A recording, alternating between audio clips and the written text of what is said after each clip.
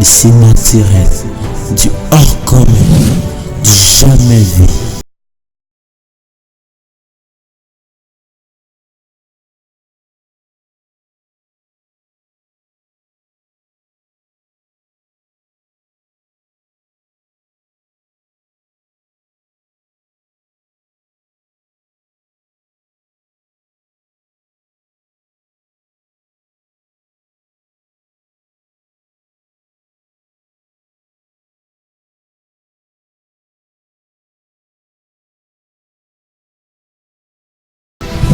Shalom, shalom et bien-aimé dans le Seigneur.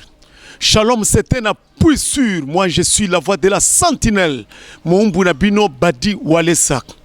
Produit de la semaine, ezali émission moko total sakabino. Ndenge bato balala kapongite, ndenge pongi ezali kozonga, ndenge bato bazali kina kimia te, ndenge bazali kozwa kimia.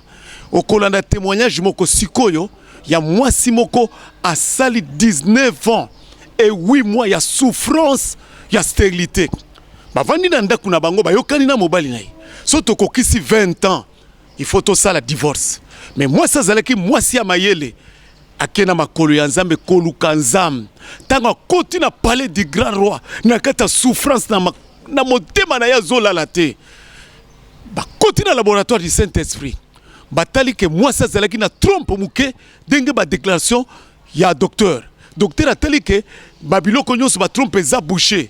Mais bah côté spirituellement, bah côté, bah tché banzete na kata trompe, bah diminuer comment trompe comme mouké, bah tché bilo kwe belé na kata ya trompe. Mais yo comme moi si amayele, la servante de Dieu, wa toni sama kina moli monazam, a ebisi ke yo kobota, wa neza ba déclaration, ya ba docteur, mais côté moi si, mo bala zo finga ye. Mobile azo finga lubi ke zela tango 20 ans ekokoka toko penga na yo tango ba koti na palais du grand roi ba bandi kobelela kombo eleki ba kombo nyonso na nguya ndeko premièrement tolanda maman Angèle yende mutu asali démonstration du Saint-Esprit tolanda ye.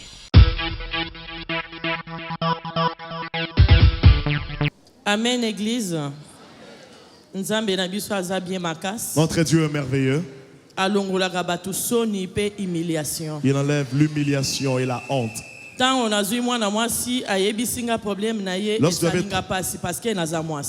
Comme je suis femme, lorsqu'elle était venue pour m'expliquer son problème, j'avais eu très mal.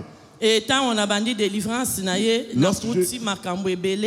lorsque j'ai débuté sa délivrance, j'ai trouvé beaucoup de choses. On avait détruit les trompes de la femme. On avait rendu sa matrice comme d'un enfant de 2 ans. Il n'y avait pas moyen que l'enfant puisse rester dans les matrices. Noko na ye kutu asengaki vélo pour bota azui poupée apesiye ayebisi ke na pesio mwana. Son oncle avait demandé le vélo pour qu'elle puisse mettre au monde. Et l'oncle lui a donné les popis. Malgré apesaki vélo abota kiti. Malgré qu'il avait donné le vélo à son oncle, mais il n'y avait pas toujours une enfant. Et tant waye na sali délivrance. Lorsqu'elle est venue, on a fait la délivrance. J'ai trouvé beaucoup de choses du côté de l'homme et de la femme.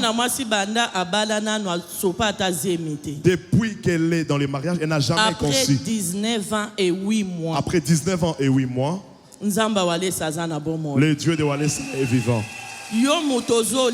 Toi qui pleures, toi qui vois que tu es arrivé au bout, toi la femme qui voit que tu peux mourir sans avoir des enfants, toi qui penses que parce que tu n'as pas d'argent tu vas mourir pauvre, toi qui souffres, tu as une maladie incurable, tu vois que tu ne vas plus guérir, viens, le Dieu de Walesa t'attend. Parce que le Dieu de Walesa est vivant. On ne fait pas sa publicité, mais c'est lui qui se défend en faisant des témoignages. Vraiment, lorsque cette femme est partie pour accoucher, comme elle ne se fatigue pas, ils l'ont poursuivi jusque lors de l'accouchement. Lorsqu'elle voulait accoucher comme ça, elle allait mourir. Son mari qui m'appelait en tremblant, en pleurant. Lorsque j'ai décroché, je parlais avec légèreté. L'homme qui me disait, maman, c'est un problème grave. Je lui ai dit, le problème, c'est qui était grave, la femme a déjà conçu. Ce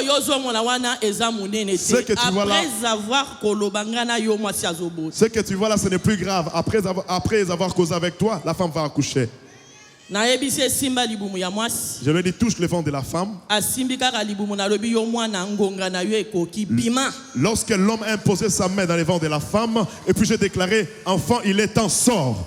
Après, d'un coup, j'ai été à mon téléphone. Parce que j'étais sûr de notre Dieu. Après 3 minutes, 3 minutes après, il m'appelait en se réjouissant en disant que non, la femme a accouché. Lorsque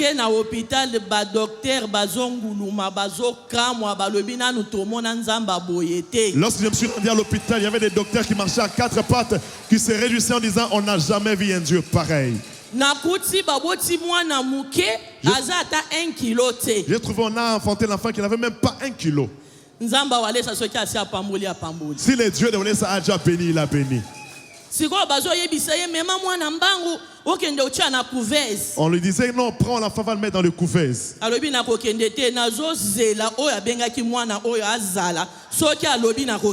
a dit je n'irai pas en couveuse, je vais attendre la personne qui avait ordonné à l'enfant de sortir. Lorsque la personne viendra, par paix j'irai. Lorsque je suis arrivé, j'ai ordonné à l'enfant de récupérer la santé. L'essentiel ce qui est essentiel, tu vis. Comme tu vis, la santé c'est rien. Récupère la santé, reçois la santé. Je dis à la maman, n'amène pas l'enfant au couveuse.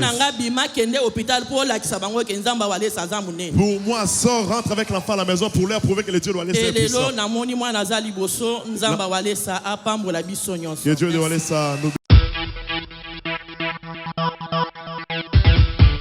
Samo Olandi maman Angèle siko landa mobile landa na mwasi landa na collègue na ya mwasi wa zalaki na sécurité ba pupula ka mwasi wana mais abota bana 10 hein Jésus-Christ asoloba venez à moi vous tous qui êtes chargés donc ba ko décharger yo tango koya na mikumba ba décharger akaye ye pa ebisi mwasi wana ke yaka ba ko décharger ondenge ba décharger kanga landa lisanga maloba batu wana e kosunga yo tolanda bango. Maman, 19 ans. 19 ans et 8 mois. Je fais 19 ans et 8 mois. Hein? Papa, 19 ans? 19 ans et 8 mois. Bon, il y a 20 ans, il y a déjà. On s'était mis d'accord. On a l'habité. On a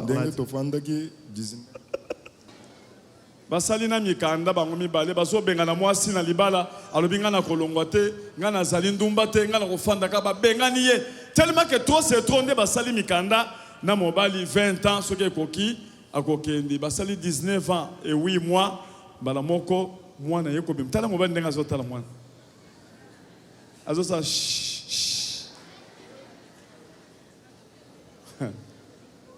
mwana jine jendanga mwana jine jenda Nzeba. Maman Angèle. Ah. Kumba mwana Nzeba. Wow. Yoza moninga na ye.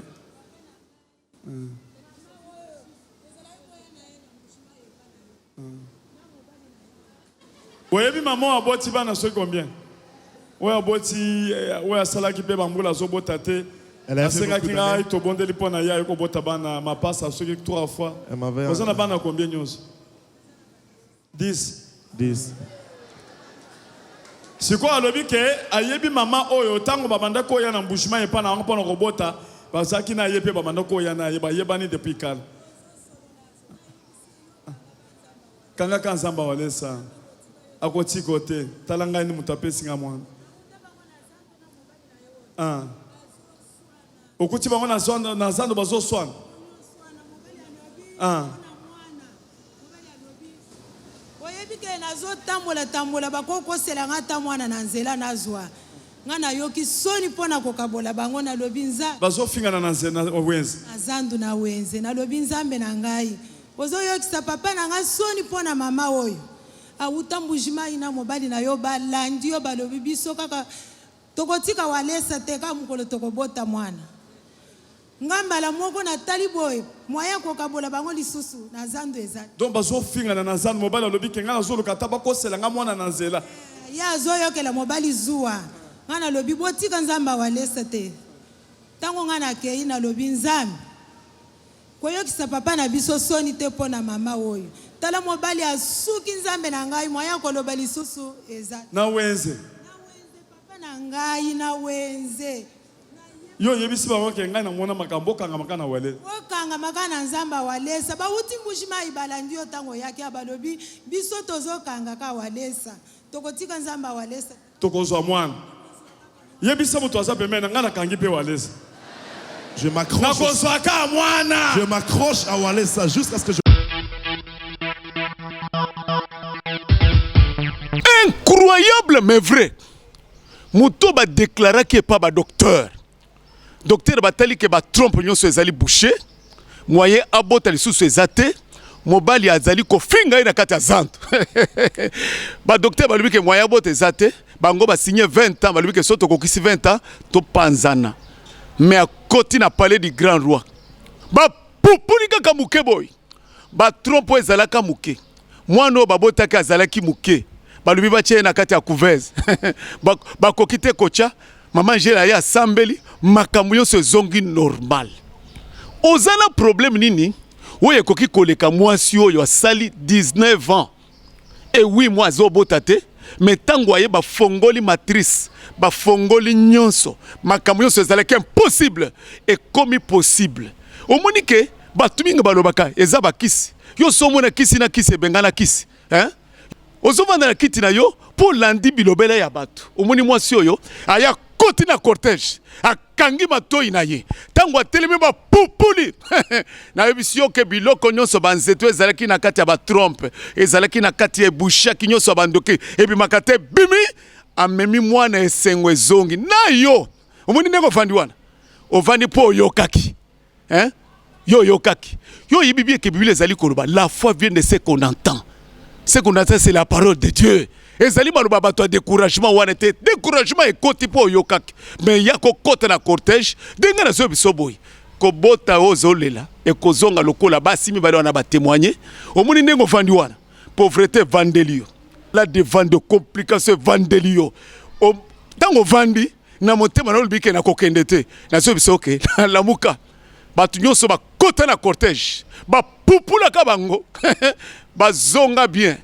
Omoni aye ba pupuli tango ba pupuli makambo nyonso limwe esengo ezongi na yo omoni ndeko vandi wana yaka ovandi wana olobi makolo zoko yaka tozala obosenga o vivre disinalité likambo esalami wapi esalami na centre de réveil spirituel eza na République démocratique du Congo na capitale ya Kinshasa na commune ya Barumbu na quartier ya Bon Marché biso tozana veni Bokangu 205 référence na biso sokoye otuni kaka are ya passé walesa bako tuna batu nyonso bayaka na mituka la moto bakolakisa yo kota na cortège mercredi de 7h30 à 10h30 vendredi de 15h30 à 18h30 mardi jeudi na samedi mikolo misato ezali mikolo ba délivrance auto vivaka 10 naturel dimanche ezali mokolo célébration auto tobola ka moto salaka esengo na biso Jésus-Christ dans la kolala te lamuka Jésus wana ye po kangola yo ba pupuli stérilité et qui makate kimi muto amemi mwana na yo tango koya oko vivre ici naturel charisme charisme toujours.